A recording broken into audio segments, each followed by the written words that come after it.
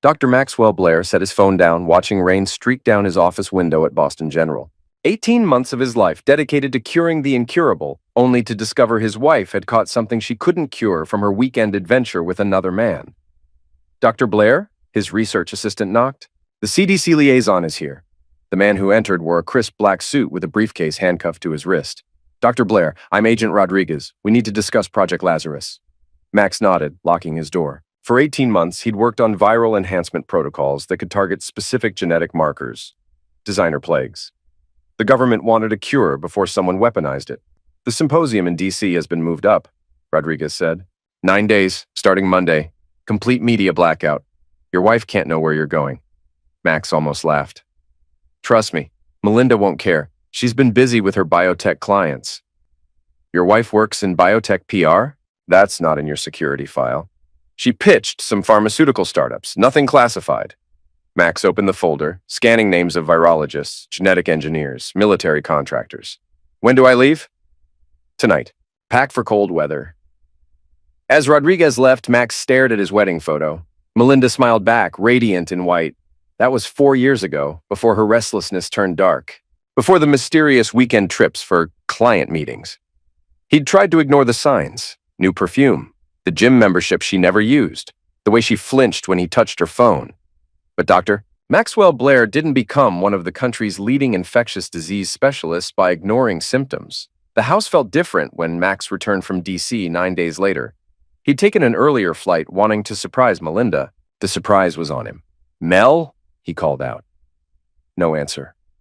Her car was in the driveway, purse on the counter. He climbed the stairs, hearing water running. The bedroom looked lived in, pillows scattered, wine glasses on both nightstands. 2 wine glasses. Melinda? She spun around, towel wrapped hastily around her body. Max, you're early! The symposium was supposed to run through Friday. It finished early. He studied her flushed face. You look flustered. I just got back from a run. She kissed his cheek, but her lips felt cold. How was Washington? Classified, you know how it is. Max noted unfamiliar toiletries, men's cologne that wasn't his. Expecting company? Oh, that. Jamie from Morrison Biotech was here earlier. We were going over the Helix campaign. He left some things behind. Jamie. Max knew Morrison Biotech. They'd been flagged by the FDA for questionable practices. He'd warned the ethics board about them personally. Jamie Martinez? Max asked, opening the bathroom drawer. Martinez? No, Jamie. Johnson. You don't know him? The lie came too easily. Max's fingers found expensive cufflinks with the Morrison Biotech logo. Not something a PR executive would forget, accidentally. I'm starving, Max said, pocketing the cufflinks. Let's order Chinese. Over dinner, Melinda chattered about her week. Normal conversation, except Max noticed how she avoided eye contact, how her hands trembled reaching for wine. How's the security system been? He asked. Any issues while I was gone? Oh, you know technology. It went offline a few times. I called the company, but they said it was probably just a glitch. Max nodded, already planning his next move. Their system had redundant backups and deleted nothing for 30 days. If someone had deliberately disabled it, he'd find out. After Melinda went to bed claiming exhaustion, Max descended to his office. The security console showed exactly what he'd expected. 5 days of complete blackout. But the system was smarter than Melinda knew. Even when main cameras went offline, motion sensors continued logging to an encrypted drive. Max connected his laptop, running a recovery program he'd designed. At 3:47 a.m., grainy night vision footage began loading. Max watched his wife unlock the door, admitting 2 men. Even in pixelated green-tinted video, he recognized one immediately. Andrew Phelps, Morrison Biotech's lead investor, and the same man Max had reported to federal regulators. The timestamp showed they'd stayed until dawn. Max fast-forwarded through recovered files. More footage from different nights. Melinda laughing, dancing in her silk robe. The 3 of them sharing expensive whiskey. Phelps's hands on his wife's shoulders, her head thrown back in laughter that turned into something else. The final video made his hands shake. Melinda, topless, kissing both men while they undressed her. His wife, writhing between 2 strangers in their marriage bed. Max closed the laptop and sat in darkness. As an infectious disease specialist, he'd seen what unprotected encounters with multiple partners could bring home, especially when one partner ran a biotech company known for illegal human trials. 3 weeks later, Melinda complained of fatigue. It's probably stress, Max told her, taking her temperature. Normal, but he'd noticed small lesions forming on her inner thighs. You've been working too hard. Maybe. She leaned against him. I've been having weird dreams, and my joints ache. Max recognized the symptoms immediately. During his classified research, he'd studied similar manifestations in Eastern European test subjects. Phelps's company had been experimenting with enhanced viral mutations, creating infections that could slip past normal immune responses. Let me run some blood work, Max offered, just to be safe. The results confirmed his suspicions. Melinda had contracted something that wasn't in any medical textbook, an engineered pathogen that combined the worst aspects of several infections. It was designed to lay dormant before erupting in systemic inflammation, organ damage, and eventually death. Phelps had given his wife more than just a good time. He'd given her a death sentence. Max stared at the lab results, feeling something cold settle in his chest. For 18 months, he'd worked to cure diseases. Now he had the power to withhold that cure. Doctor Blair, the patient in room 12 is asking for you specifically. Nurse Patricia handed him a chart.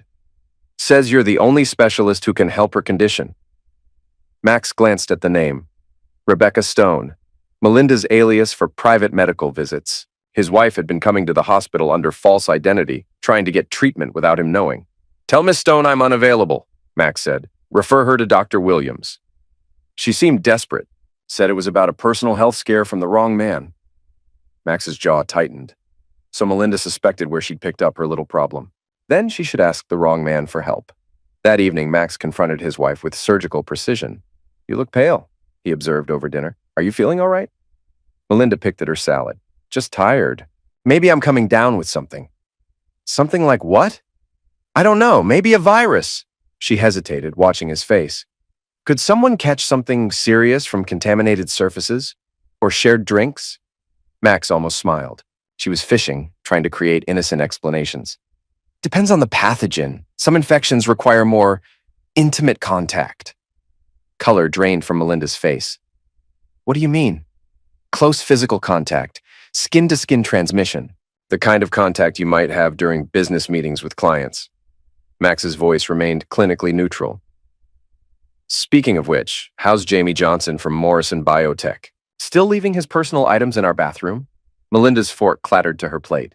I told you, that was just Andrew Phelps's cufflinks. Max placed the accessories on the table. Strange that a man named Jamie Johnson would wear cufflinks with AP engraved. His wife's mouth opened and closed silently. I know about Phelps, Melinda. I know about the other man, too. I know about your little party while I was in Washington. Max leaned forward.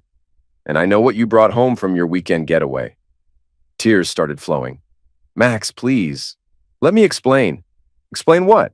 That you decided to mess around with a man whose company experiments on adult industries workers in Romania? That you exposed yourself to God knows what kind of engineered pathogen? Max's voice rose. Or should we discuss how you've been using false names to seek medical treatment? I have video footage. The words hung in the air like a death sentence. Melinda stared at him, realizing her lies were worthless. From the security system you thought you'd disabled, Max continued. Every night, every position, every exchange of bodily fluids between you, Phelps, and his associate doctor, Carl Brennan. Oh, God. Melinda buried her face in her hands. God can't help you now, but I might be able to.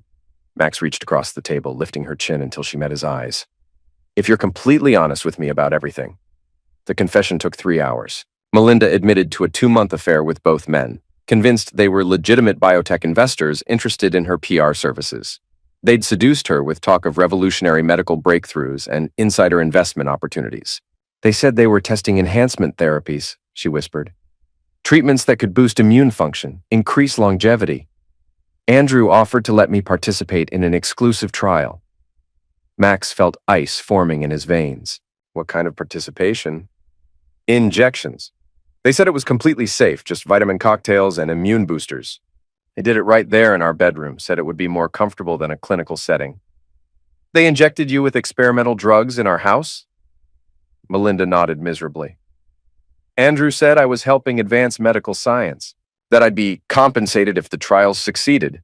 Max closed his eyes, understanding the full scope.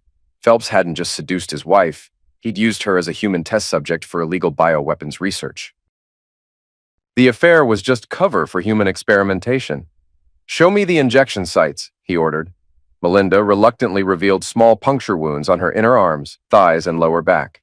Professional injection sites, carefully placed to avoid visible scarring. These men weren't just criminals. They were skilled medical professionals, conducting unauthorized human experiments. Max examined each site with clinical detachment, photographing everything for evidence. "Have you experienced any symptoms since the injections began?"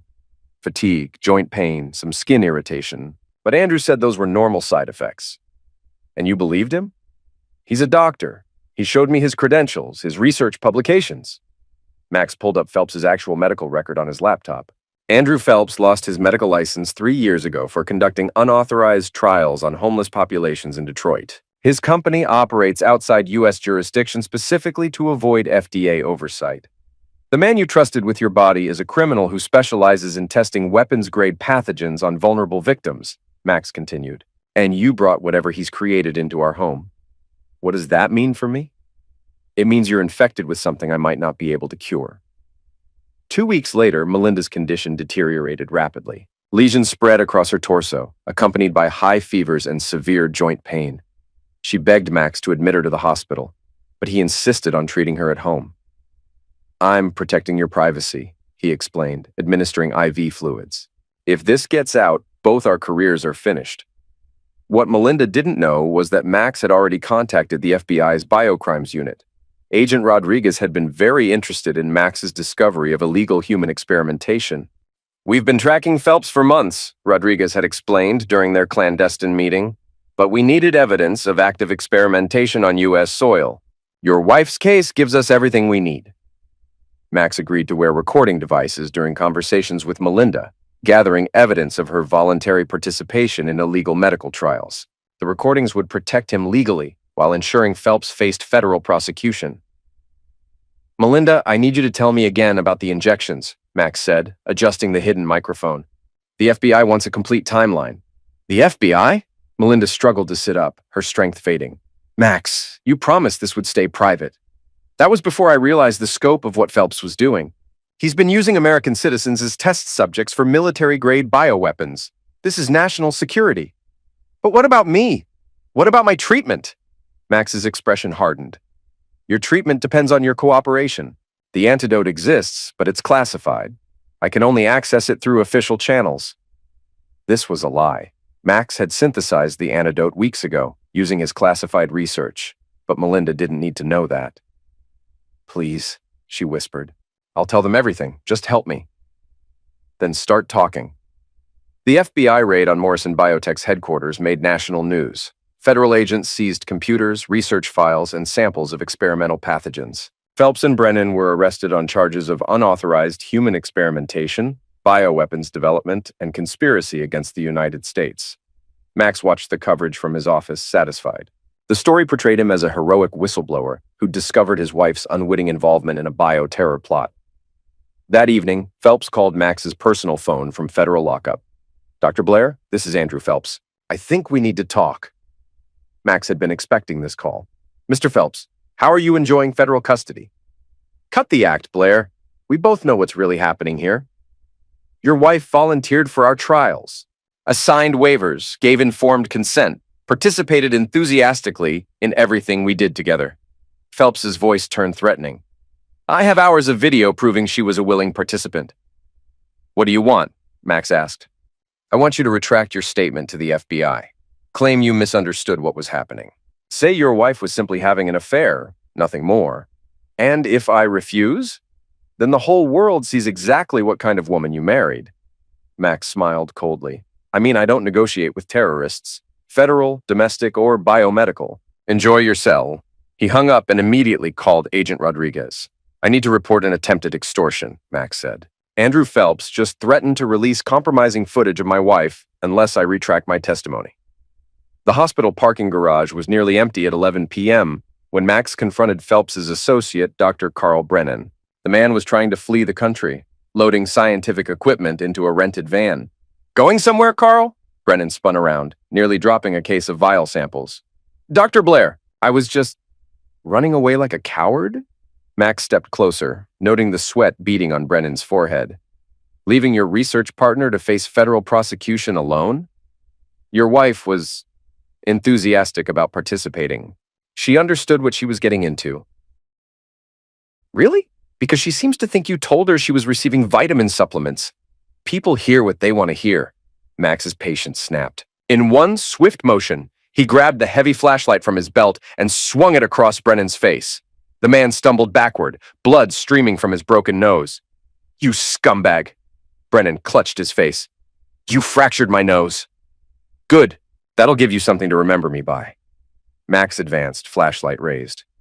You used my wife as a human test subject for bioweapons research. You exposed her to incurable pathogens. She consented to everything. She consented to lies. Max swung again, connecting with Brennan's ribs. The man doubled over, gasping. You told her she was helping medical research. You never mentioned the experimental drugs could eliminate her permanently. Brennan tried to run, but Max tackled him against the van's side panel.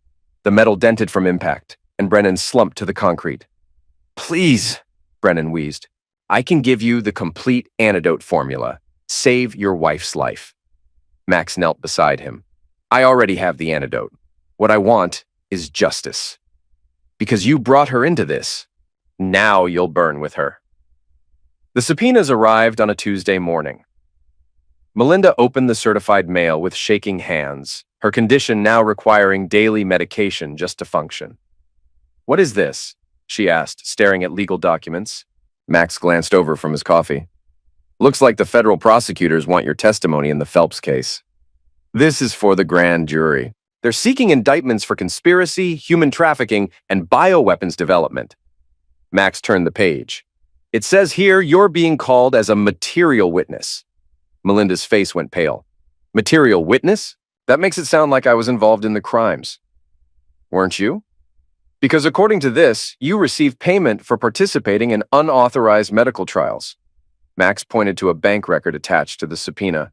$15,000 from Morrison Biotech deposited into your personal account. That was for PR services, legitimate consulting work. Consulting on what? How to recruit human test subjects? How to avoid FDA oversight? Max's voice turned cold.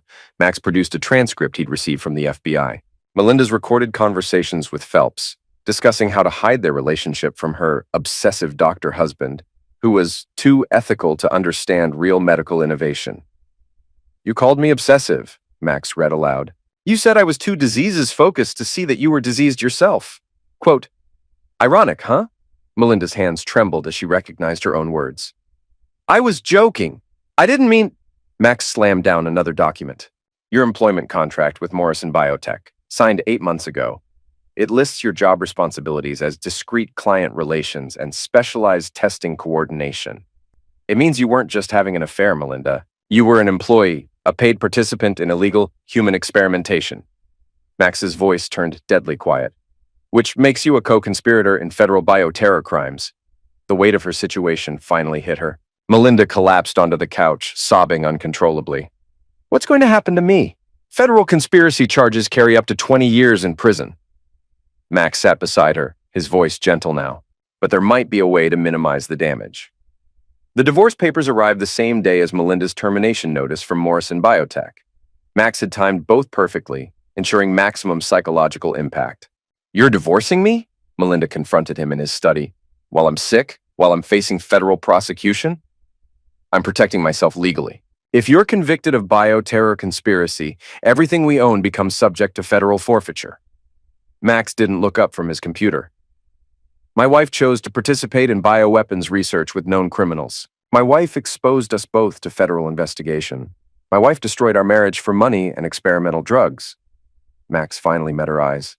My wife made her choices. Now she gets to live with the consequences. Max, please. I know I made mistakes, but I'm dying. The symptoms are getting worse every day. If you don't treat me soon, I can't treat you. The experimental pathogen you contracted isn't covered by any standard medical protocol. Treatment would require accessing classified research materials. Max's expression remained neutral. Materials I can only access for authorized patients. I can't. You're under federal investigation for bioterror crimes. Providing you with classified medical treatment would constitute obstruction of justice. This was a complete fabrication. Max could treat Melinda anytime he chose, but she didn't know enough about federal law or medical protocols to challenge his explanation. So you're just going to let me die? I'm going to let the justice system determine your fate. The courtroom was packed for Melinda's arraignment. Max sat in the gallery watching his wife stand before the federal judge in an orange jumpsuit. Her condition had deteriorated visibly. She needed help walking, and her skin showed clear signs of systemic infection. Mrs. Blair, the judge began, you're charged with conspiracy to develop biological weapons, unlawful participation in human experimentation, and obstruction of federal investigation. How do you plead? Not guilty, Your Honor. The prosecutor stood. Your Honor, we request remand without bail. The defendant participated in bioweapons development and poses a clear threat to public safety. We have recorded evidence of the defendant discussing ways to hide her activities from law enforcement. We have bank records showing payment for her participation. We have signed contracts detailing her role in recruiting other test subjects. Max watched Melinda's face go white. She hadn't known about the other test subjects. Furthermore, the prosecutor continued, the defendant is currently infected with a weapons-grade pathogen that could spread to the general population if she's released. Remand granted. Trial date set for 8 weeks from today. As federal marshals led Melinda away, she looked desperately toward Max. He met her eyes and mouthed silently, You did this to yourself. The class action lawsuit hit the news 3 days later. 17 victims of Morrison Biotech's illegal human experimentation had come forward, seeking damages for medical harm, emotional trauma, and civil rights violations. Melinda Blair was named as a defendant. The financial damages sought exceeded $12 million. Even if Melinda were acquitted of federal charges, the civil lawsuit would destroy her financially for life. 6 weeks into her federal detention, Melinda's condition became critical. The experimental pathogen had progressed to systemic organ failure, and prison medical facilities were inadequate. Her attorney filed an emergency motion for compassionate release. Max testified against the motion. Your Honor, he explained to the court, Mrs. Blair's condition is the direct result of her voluntary participation in illegal bioweapons research. Releasing her for medical treatment would set a dangerous precedent. The judge agreed. Motion denied. But Max wasn't finished. That afternoon, he met privately with the prosecutor. I have additional evidence about Mrs. Blair's criminal activities, he said, producing a manila envelope. Insurance fraud. 3 years ago, she forged my signature on a medical waiver that allowed her to participate in an experimental drug trial. She received $50,000 in compensation by claiming to be a licensed medical professional. The prosecutor examined the documents. This shows she's been involved in medical fraud for years. The final blow came when Melinda applied for experimental treatment through the CDC's emergency protocols. Her application was rejected. What the letter didn't mention was that Dr. Maxwell Blair had personally recommended against approval. As the lead researcher on Project Lazarus, his opinion carried decisive weight with the CDC Review Board. The call came at 2 a.m. on a Tuesday. Melinda had collapsed in her cell and been rushed to the prison medical unit. She was requesting to see her husband one final time. Max arrived at the federal detention center as dawn broke over Boston. Melinda lay in the medical ward, connected to machines that monitored her failing vital signs. She looked 20 years older than her actual age. Max, she whispered when he entered. Thank you for coming. I'm dying. Yes. You could save me. I know you have the cure.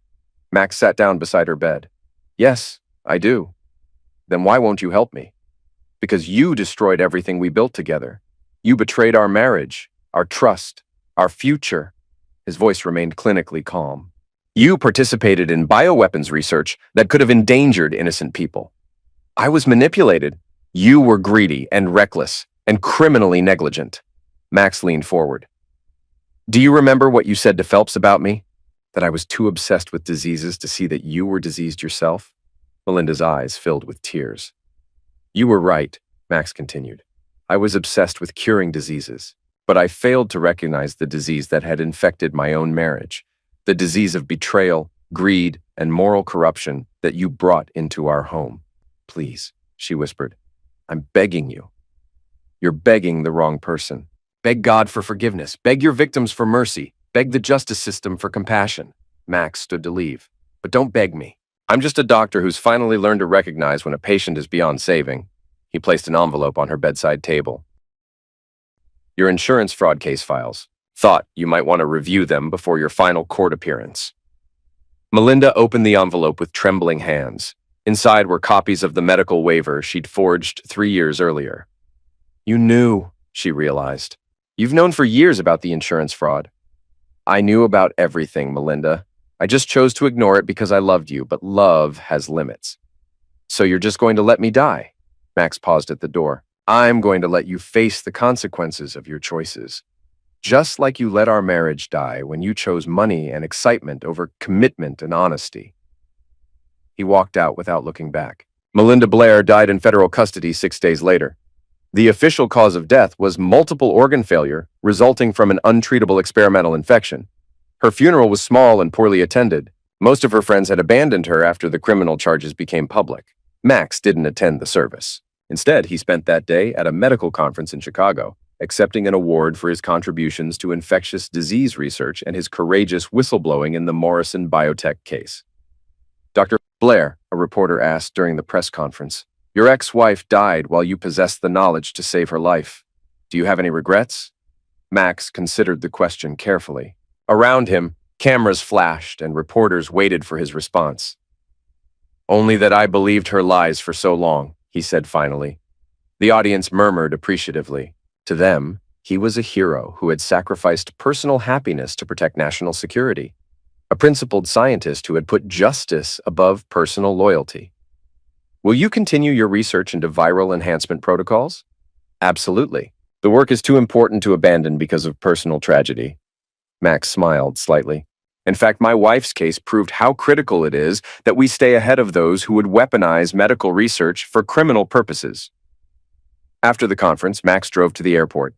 His phone buzzed with a new message from the CDC, a consultation request for a patient in Seattle who had contracted an unusual infection during overseas travel. Life went on.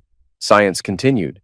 Justice had been served. As his plane lifted off from Chicago, Max looked down at the city lights below and felt something he hadn't experienced in months. Peace. The disease that had infected his marriage was finally cured.